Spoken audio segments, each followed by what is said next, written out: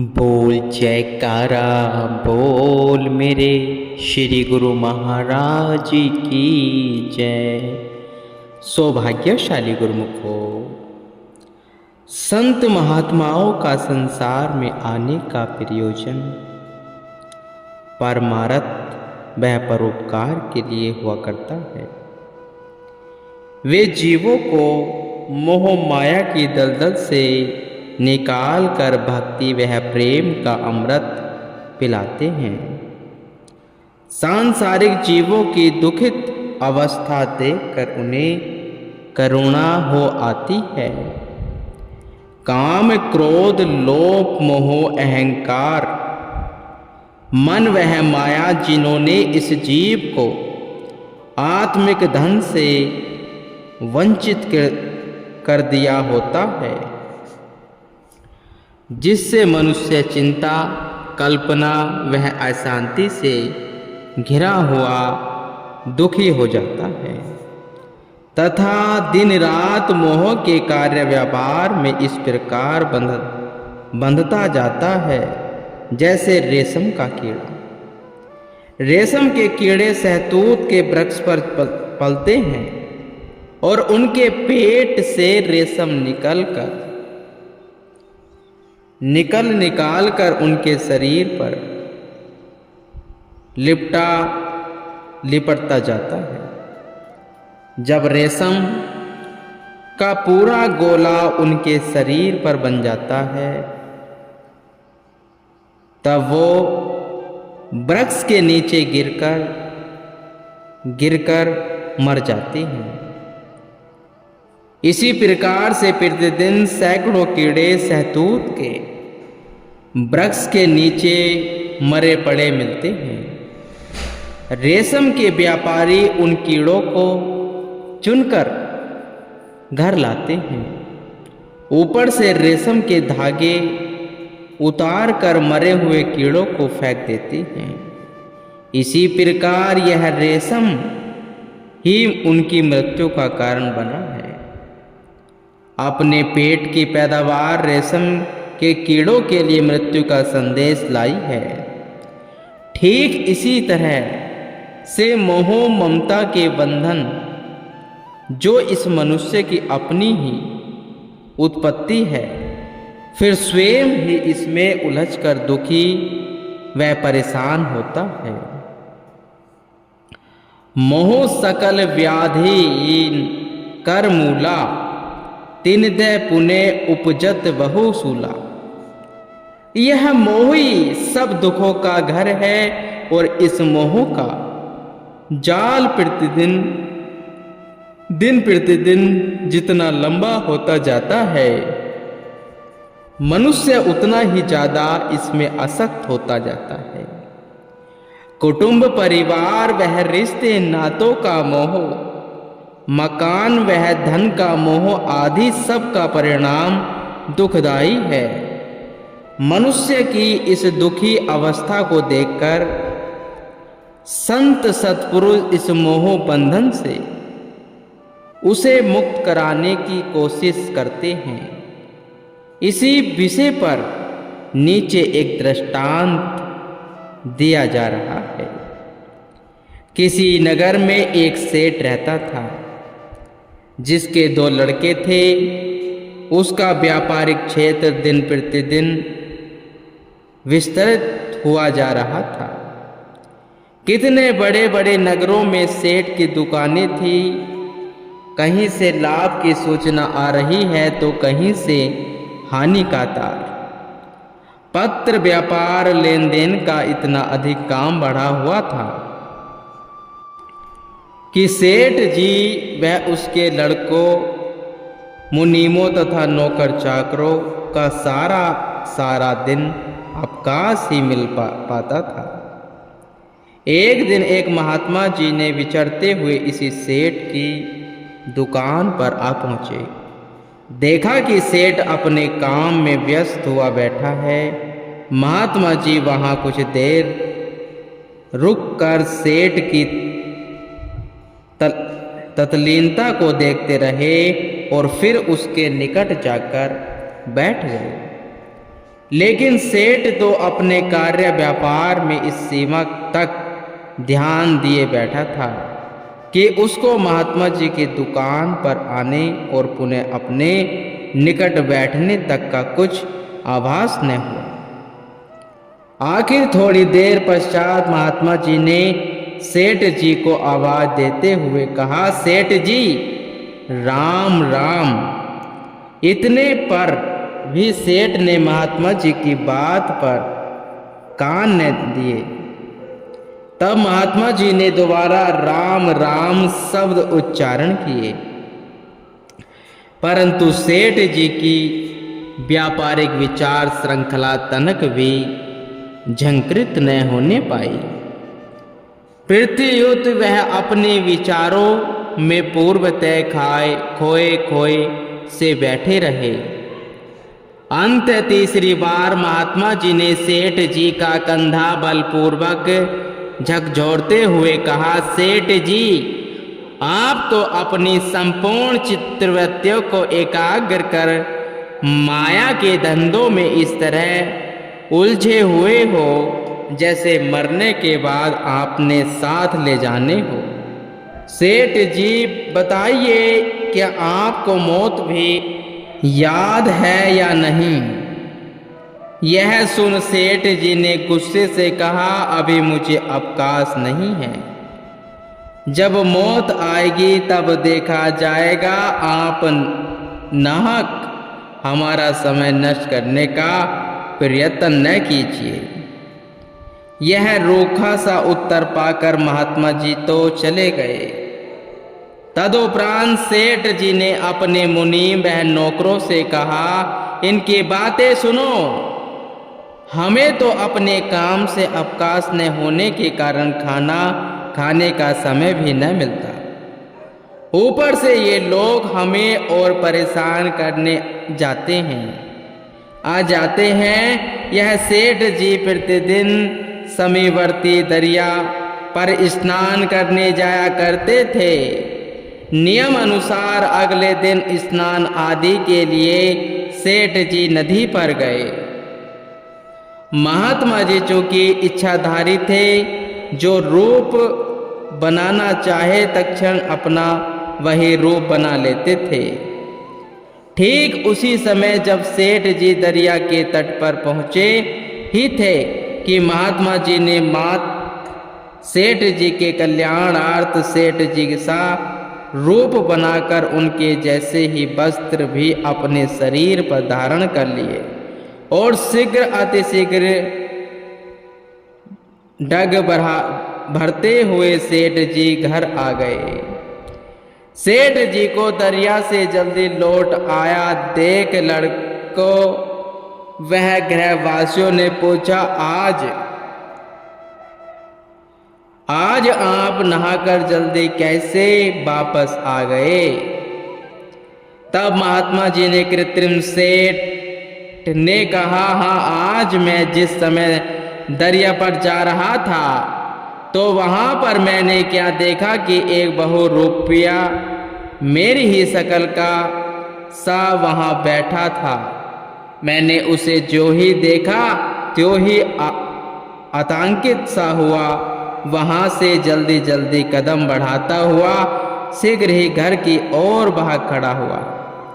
इतना कहते हुए वह बनावटी सेठ महात्मा जी गद्दी पर बैठकर कामकाज की वहियों के कागज उलटने पलटने लगे और लगे डाक की देखभाल करने। इतने में यह असली सेठ भी आ गया और दुकान में प्रवेश पाने लगा। तभी महात्मा जी ने, जिन्होंने सेठ जी का स्वांग धारण किया हुआ था, शोर मचाना शुरू कर दिया, इसे मारो, भगाओ भगाओ, यही बहुरूपिया जिसके विषय में मैंने तुम्हें पहले ही बता दिया है। यह सुनकर सेठ के लड़के वह नौकर आदि उसको मारने वह दुकान से बाहर करने लगे। वास्तविक सेठ ने लड़कों से कहा, मैं तुम्हारा बाप हूँ। इस पर लड़कों ने से रोषपूर्वक कहा, तू हमारा बाप कहाँ? हमारे पिताजी तो दुकान के भीतर बैठे हैं, तो वह रुपया है, निकल जा यहाँ से। असली सेठ ने लड़कों से कहा, मैंने तुमको पढ़ाया लिखाया और तुम्हें इस कार्य व्यापार की प्रणाली में पारंगत किया, फिर तुम्हारे विवाह किए और तुम हो कि उन सब बातों का बदला मुझे इस रूप में दे रहे हो कि बुढ़ापे में मेरे अपने ही बनाए घर में अब मेरा रहने मात्र तक का भी अधिकार नहीं रहा। तब लड़कों ने गुस्से से गरजते हुए कहा, होश संभाल कर बात करो, तुम्हारे साथ हमारा क्या प्रयोजन और कौन सी परिजनिता रिश्तेदारी, बल्कि तूने तो हमारे पिता की शकल का स्वांग बनाकर हमें ठगने का षड्यंत्र रच रखा है।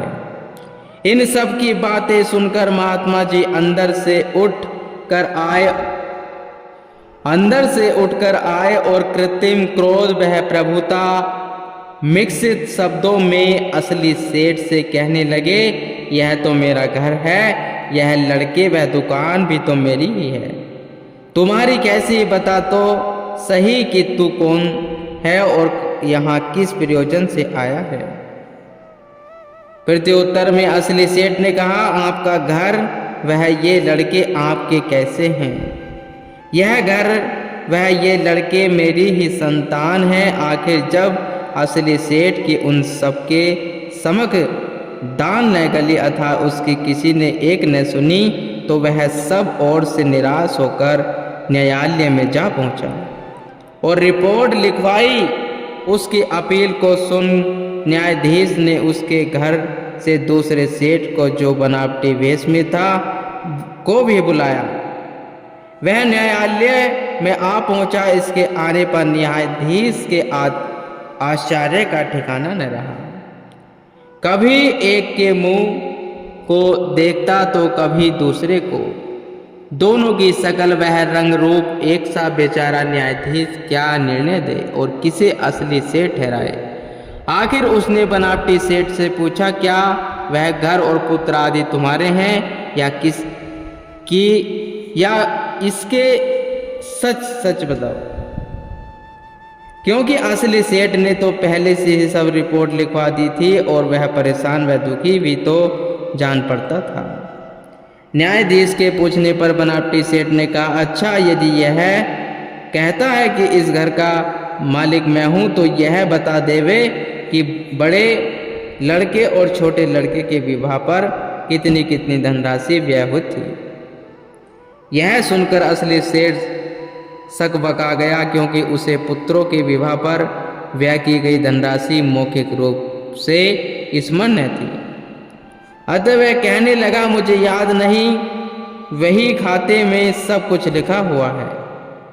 इधर महात्मा जी बनावटी सेठ के त्रिकालदर्शी थे, भला उनसे कौन सी बात छिपी थी। जब न्यायाधीश ने उनसे पूछा तो उन्होंने तत्काल ही बता दिया कि बड़े लड़के के विवाह पर इतनी धनराशि व्यय की, वह छोटे लड़के के विवाह पर इतनी। तत्पश्चात वही खाते मंगवाए गए तो महात्मा जी द्वारा बताए गए धनराशि की संख्या पूर्णतः सत्य चरितार्थ हुई। यह देख उस समय उपस्थित जनों को पूर्ण विश्वास हो गया कि व्यक्ति सचमुच ही असली सेठ महात्मा जी को छलने के लिए सेठ का स्वांग बनाकर आया है। इसके अतिरिक्त महात्मा जी ने और भी कई प्रश्न उससे किए, लेकिन असली सेठ को दुकान के हिसाब किताब जवानी कंठ न थे। उसकी वाणी पर तो एक ही उत्तर था कि सब कुछ वही खाते में लिखा हुआ है, परंतु इधर महात्मा जी तो बड़ी सतर्कता से प्रत्येक प्रश्न का समुचित उत्तर तपाक से देते थे। फलत असली सेठ की कुछ पेश न चली, उसे तिरस्कारित कर वहां से निकाला गया। वह वहां से चलकर नदी के किनारे पर आया और बहुत दुखी असहाय होकर ईश्वर से अर्ता निवेदन करने क्योंकि सेठ अपने पूर्व जीवन में ऐसे कष्ट कभी न देखे थे।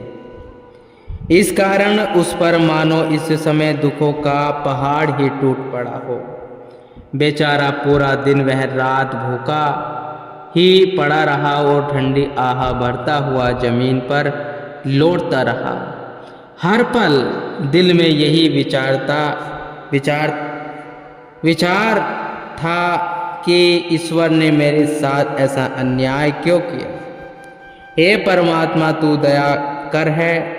वह कौन आदमी है जिसने मेरा ही प्रतिरूप बनाकर मेरे बेटे को भगा दिया है, और वहाँ यहीं तक कि मेरा घर भी मुझसे छीन लिया है। मुझे अब आपने अपने द्वारा बनाए गए घर में रहने तक का भी अधिकार न रहा। अब तो हे परमात्मा, मुझे एक छोटी सी कोठरी मिल जाए तो मैं उसमें केवल आपकी भजन बंदगी के अन्य कोई काम नहीं करूँगा। इस प्रकार रोते बिलखते ठंडी आह भरते तथा भगवान से प्रार्थना करते हुए 8 पहर बीत गए। दूसरे दिन प्रातः महात्मा जी अपने असली रूप संत वेश में नदी के तट पर गए। वहां पर पहुंचकर क्या देखा कि सेठ जी नदी के किनारे बैठ मालिक के चरणों में प्रार्थना कर रहे थे और सच्ची दरगाह में बारंबार क्षमा याचना कर रहे थे। यह देख महात्मा जी को सेठ पर दया आ गई। दया हो आई, और क्योंकि उन्होंने मात्र सेठ के कल्याण करने हेतु ही इतना प्रपंच रचा था कि किसी उपाय से इनका मन भक्ति पथ की ओर प्रवृत्त हो जाए। निकट जाकर सेठ जी से कहने लगे, सेठ जी, राम राम कहो, क्या हाल है। सेठ जी क्योंकि इस समय वैराग्य की अवस्था में थे, महात्मा जी के उक्त वचन सुनते ही उनके चरणों में गिर पड़े और जो घटना एक दिन पूर्व सेठ जी के जीवन में प्रत्यक्ष रूप में घटित हुई, वह अक्सर रो रो कर महात्मा जी को सुना दी। महात्मा जी ने कहा, सेठ जी, उस दिन तो आपको राम राम कहने तक का अवकाश भी न था, और अब आप कहते हैं मुझे इस समय अपनी दुकान पर बैठने तक का अधिकार नहीं रहा। आपकी यह विलक्षण पहेली समझ नहीं आ रही है। तब सेठ ने निश्वास छोड़ते हुए कहा, हाँ महाराज, वस्तुतः कुछ ऐसी परिस्थिति बन गई जिस कारण अब मुझे सिवाय ईश्वर के कुछ अच्छा नहीं लगता। इस समय मेरी अंतिम इच्छा यही रह गई कि एकांत में एक कोठी मिले तो उसमें आसन लगाकर दिन रात मालिक का भजन सुमरण किया करूं, तथा जो धन मैंने कई पापों वह दूसरों के साथ अन्याय कर अर्जित किया है, वह संत महापुरुषों की सेवा, संतों के लंगर में लगाकर एवं परमार्थ में खर्च करके भक्ति का लाभ उठाऊं। अब तो महात्मा जी आप कृपा करें जिससे मुझे घर में थोड़ी सी जगह मिल जाए और साथ ही मिल जाए 2 रोटियों पेट भरने के लिए। गुरु